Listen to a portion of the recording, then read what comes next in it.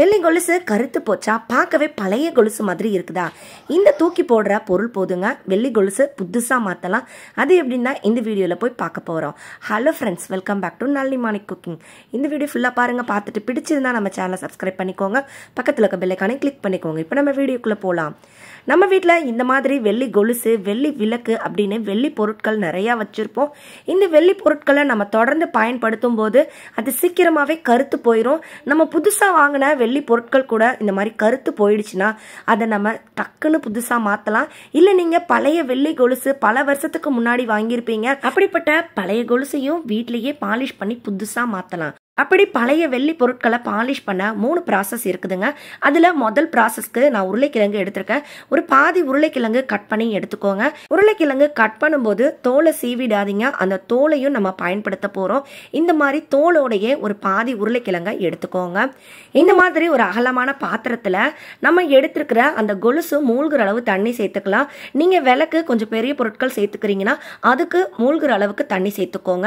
இப்போ இந்த உருளைக்கிழங்கை இந்த தண்ணி மேலே இந்த மாதிரி சீவி விட்டுக்க போகிறேன். அடுப்பை ஆன் பண்ணி இந்த உருளைக்கிழங்கு தண்ணி எல்லாம் சேர்ந்து நல்லா கொதிக்கணுங்க. இது நல்லா கொதிக்க ஆரம்பித்ததுக்கப்புறம் நம்ம எடுத்து வச்சிருக்க அந்த வெள்ளி பொருட்களை உள்ளே போட்டுக்கலாம். இது நல்லா இப்போ கொதிக்க ஆரம்பிச்சிருச்சு. இந்த சமயத்தில் உங்ககிட்ட இருக்க வெள்ளி பொருட்கள், வெள்ளி கொலுசு எதுவாக இருந்தாலும் நீங்கள் இதில் அப்படியே சேர்த்துக்கலாம். இது சேர்க்கும்போது நீங்கள் அடுப்பை ஹை ஃப்ளேமில் வைக்காதீங்க. அடுப்பை நல்லா லோ ஃப்ளேமில் வச்சுட்டு ஒரு 2லேருந்து 3 நிமிஷம் அப்படியே விடுங்க. இந்த தண்ணியோட சூடு, உருளைக்கிழங்குல இருக்க சாறு, இது எல்லாமே நம்ம கொலுசுல இருக்கிற அந்த அழுக்கு எல்லாமே போக வைக்கும். ஒரு 3 நிமிஷம் கழிச்சு இதில் கொஞ்சமாக பேக்கிங் சோடா சேர்த்துக்கிறேன். பேக்கிங் சோடா சேர்த்ததுக்கப்புறம் இது நல்லா ரியாக்ட் ஆகும். ரியாக்ட் ஆகி நல்லா அந்த நுரைப்புலாம் அடங்கினதுக்கப்புறம் நம்ம அடுப்பை ஆஃப் பண்ணிடலாம். அடுப்பை ஆஃப் பண்ணதுக்கு அப்புறமும் கொலுசு இந்த தண்ணியிலேயே 1/4 மணிலேருந்து அரை மணி நேரம் போல் அப்படியே ஊற விடுங்க. இந்த தண்ணியில் நல்லா ஊறும்போது கொலுசில் இருக்கிற அந்த அழுக்கு எல்லாமே போயிடும். இப்போ நம்ம இந்த கொலுசோட அடுத்த ப்ராசஸ்க்கு போகலாம். இதுக்கு நமக்கு தேவை இந்த மாதிரி இருக்கிற பேக்கெட்.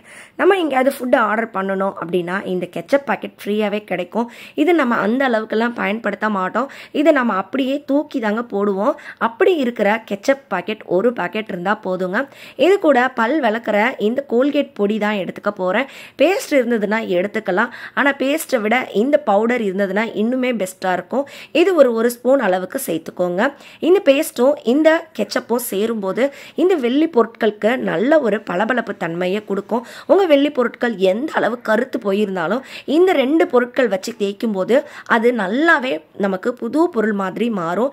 இப்போ இந்த வெள்ளி கொலுசு ஒரு 10 நிமிஷம் இந்த தண்ணியில் நல்லா ஊறி இருக்கும். இதை அப்படியே எடுத்து நம்ம ரெடி பண்ணியிருக்க இந்த பேஸ்ட்டில் இந்த மாதிரி கலந்து விட்டுருங்க. இப்போ இந்த மாதிரி ப்ரஷ் வச்சுக்கோங்க. நான் வெள்ளி பொருட்கள், தங்க நகையெல்லாம் க்ளீன் பண்ணுறதுக்குன்னே இந்த மாதிரி ப்ரஷ் வச்சுருக்கேன். அப்படி இருக்கிற ப்ரஷ் வச்சு இந்த மாதிரி நல்லா தேய்ச்சி கொடுங்க. ரொம்ப ஃபோர்ஸாக தேய்க்கணும்னு அவசியம் இல்லைங்க, நீங்கள் லேசாக தேய்ச்சாலே போதும். வீடியோங்கிறனால அது ஃபாஸ்ட் மோடில் இருக்குது. இந்த மாதிரி நல்லா க்ளீன் பண்ணதுக்கப்புறமே நம்மளோட கொலுசு நல்லா நமக்கு ஒரு 80% பார்க்க நல்லா புதுசு மாதிரி ஆகிடுக்கும். இனிமேல் நம்ம அடுத்த ப்ராசஸ் பண்ணும்போது இந்த கொலுசு நமக்கு புது கொலுசாகவே மாறிடும். இப்போ நீங்களே பாருங்கள், இந்த கொலுசு ஸ்டார்டிங்கில் எந்த அளவு கருத்து போய் இருந்தது, இப்போ பாருங்கள் எந்த அளவு மாறிடுச்சுன்னு. இப்போ அடுத்தது 3வது ப்ராசஸ்க்கும் நம்ம ஒரு 1/2 ஸ்பூன் அளவுக்கு இந்த மாதிரி கோல்கேட் பொடியை இந்த கொலுசு மேலே தூவி விட்டுக்கலாம். தூவி விட்டுட்டு உங்கள் கைனால் இந்த மாதிரி அந்த கொலுசோட மூளை முடுக்கெல்லாம் படுற மாதிரி தேய்ச்சி கொடுத்துக்கோங்க. தேய்ச்சி கொடுத்துட்டு இந்த மாதிரி கம்பி நார் வச்சுருப்பீங்க, அது வச்சு இந்த மாதிரி கொலுசு மேலே பட்டும் படாமலும் லேசாக தேய்ச்சி கொடுங்க. அவ்வளோதான்.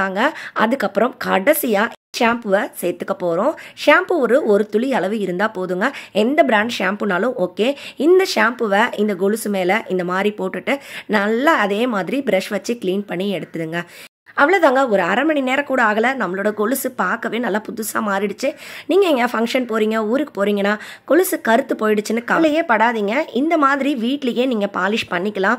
கடையில் காசு செலவு பண்ணி பண்ணுறதை விட நம்ம கையினால் நம்ம இந்த மாதிரி பாலிஷ் பண்ணும்போது நமக்கு ஒரு மன திருப்தியும் இருக்கும், நம்மளோட பைசாவும் செலவாகாது. வீட்டில் இருக்க இந்த மாதிரி பொருட்கள் வச்சு எளிமையான முறையில் வெள்ளி கொலுசு, வெள்ளி பொருட்களை ஈஸியாக நம்ம புதுசாக மாற்றலாம். நான் சொன்ன இந்த மெத்தடெல்லாம் ட்ரை பண்ணி பாருங்கள். ட்ரை பண்ணி பார்த்துட்டு இந்த வீடியோ பிடிச்சிருந்தா லைக் பண்ணிக்கோங்க. நம்ம சேனலையும் சப்ஸ்கிரைப் பண்ணிக்கோங்க. இந்த வீடியோவை நிறைய பேர் கூட ஷேர் பண்ணிக்கோங்க. நான் மறுபடியும் உங்களை அடுத்த சூப்பரான வீடியோவில் சந்திக்கிறேன். அது வரைக்கும் பாய் ஃப்ரெண்ட்ஸ். தேங்க்ஸ் ஃபார் வாட்சிங்.